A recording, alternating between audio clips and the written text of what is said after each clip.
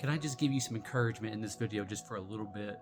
Listen, I love coming to church. I love ministering. It was one of those things that I didn't think that I was ever cut out for, or that I was ever going to be able to be decently good at. Even now, I don't really believe that I'm good at it. I am a willing vessel. There's been a lot of stuff on my mind since yesterday, actually, and I am not satisfied at just being able to preach and teach on a Sunday. That's not who I am. I have a passion for teaching. And one of the things I've been talking about is, or one of the things I've been thinking about is the subject of time. We all seemingly have a time for everything. We have a time, we set times, we have schedules, everything is quick, to this time, to this time, to this time. You're either early or you're either late. I was thinking here just a little bit ago, before I started this video, about sermon times, about church times. If you'd ask one church about what time do they get out, and most churches get out at noon on Sunday mornings, and they go off of their own merry way. And I kind of kid myself that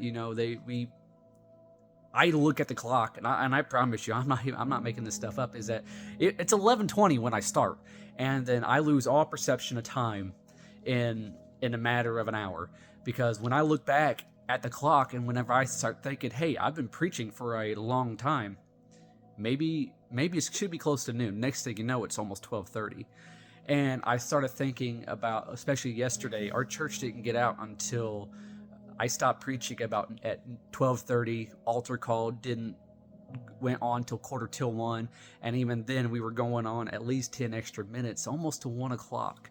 And there are a lot of people who get into church and sit down in the seats, and they want to put God on a time schedule. I got to have the preacher talk for 30 minutes. The song's got to be chop, chop, chop. It can't go any longer. There's nothing. I got to leave at noon. We have a time limit for God. And oftentimes when we come in, we want God to work in a time frame of 30 minutes. I just want to talk to you and remind you a little bit about that. God's timing is different than our timing, because our timing is often hurried, and we miss out on the blessings. Some of you who are watching this are going way too fast in your life. You're wanting to get to point B as quickly as possible. Maybe you've been someone who's been delivered from an addiction.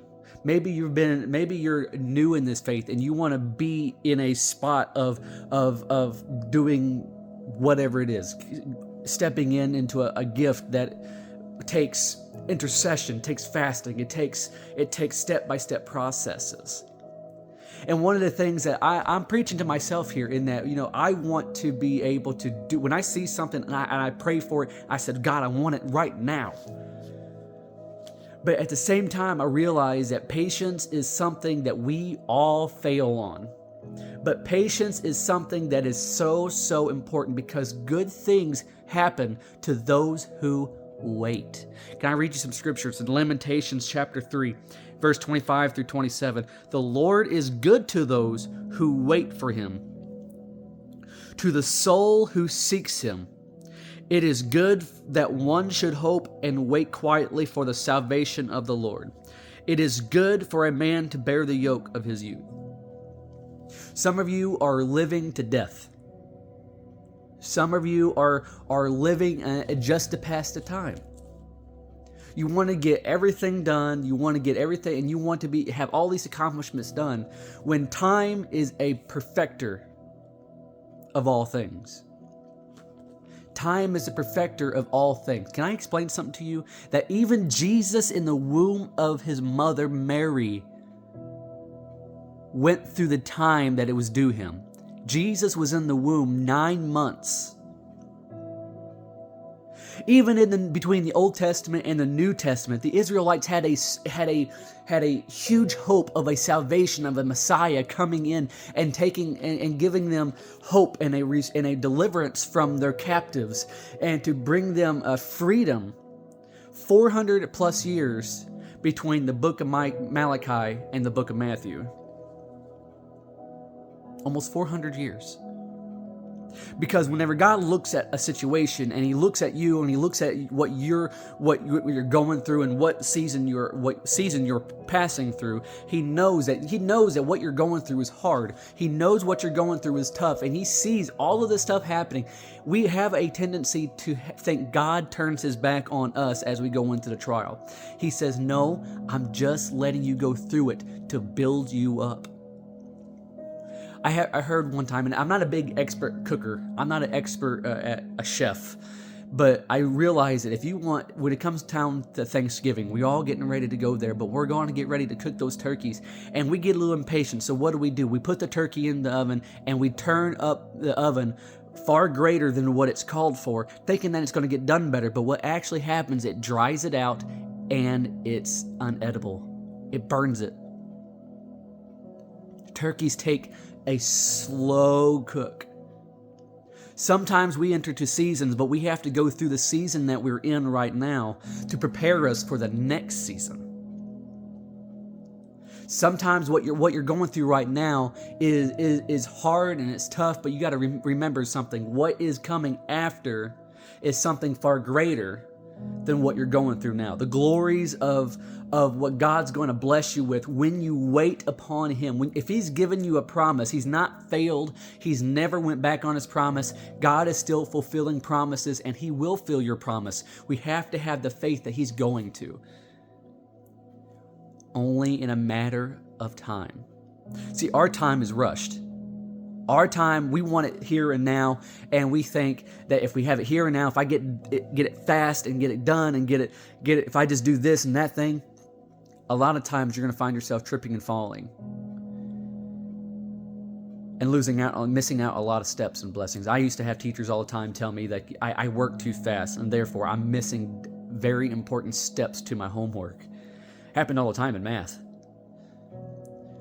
Even in a speech impediment, my big problem, if you've listened to me enough times like you're hearing now, I talk too fast, and therefore I miss out words that are supposed to make sense in a sentence.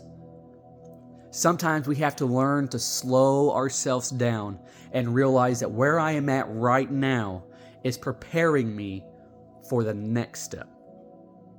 For the next step. And when you get up to that next step, God's going to prepare you for the next step. Can I tell you that the season you are in is not permanent? The season that you're treading through is not permanent. But God says, when you go through the trials, he will never leave you, nor will he ever forsake you. He will never leave you. So sometimes in these seasons, even in the presence of time, here's what's happening. In those long seasons, whenever time is like, will it ever happen? Will it ever occur? God's simply telling you, lean on me. Seek me. Worship me. Talk to me. Our attention is often on trying to get to the end process that we forget about the in the middle.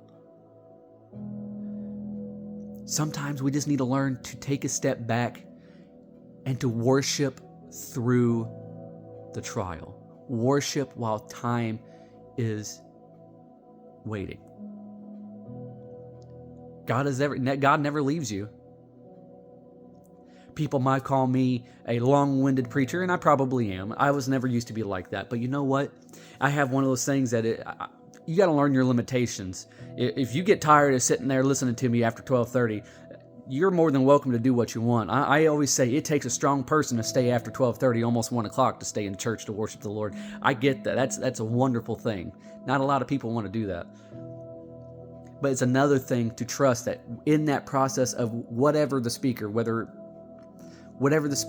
is going on, saying, I'm going to stay to see what God is about to do next. Sometimes if you leave early, you miss out what God's next is.